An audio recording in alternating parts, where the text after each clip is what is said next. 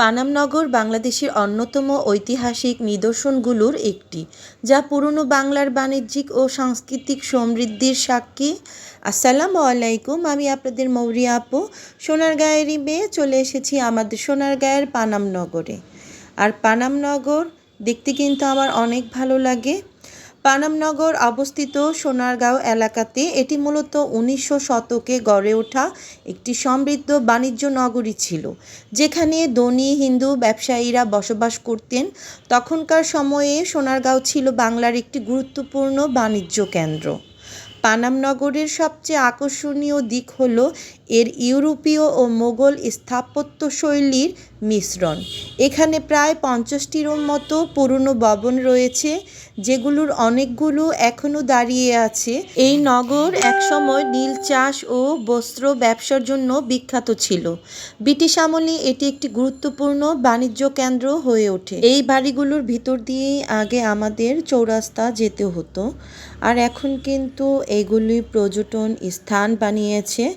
বর্তমানে পানাম নগর একটি জনপ্রিয় পর্যটন স্থান বাংলাদেশের। আর ঢাকা শহর রাজধানী হওয়ার আগে আমাদের সোনারগাঁই ছিল বাংলাদেশের রাজধানী। আমি গর্বিত, আমি সোনারগাঁয়ে জন্মগ্রহণ করেছি। আমি গর্বিত, আমি সোনারগাঁয়েরই মেয়ে।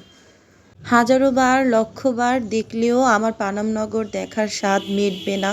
আর পানাম নগরের ছবিগুলো তুললে তো একদম রাজকীয় ছবি ওঠে, মনে হয় পুরনো রাজা রানীর বংশধর আমরা। তবে এখানে কিন্তু ভৌতিক একটা ব্যাপার আছে। বিল্ডিংয়ের ভিতরে একা একা গেলে মনে হবে যে আমাকে ভূত এসে ধরবে, ভূত এসে এখনই আমাকে তাড়া করবে। কিন্তু বিল্ডিংয়ের কারুকাজগুলো কিন্তু এক একটার থেকে এক একটা সুন্দর, দেখতেই পারছেন। আর এখানে গ্রামের মামা কিন্তু বেল নিয়ে বসেছে, বেলগুলো খেতে কিন্তু অনেক মজা।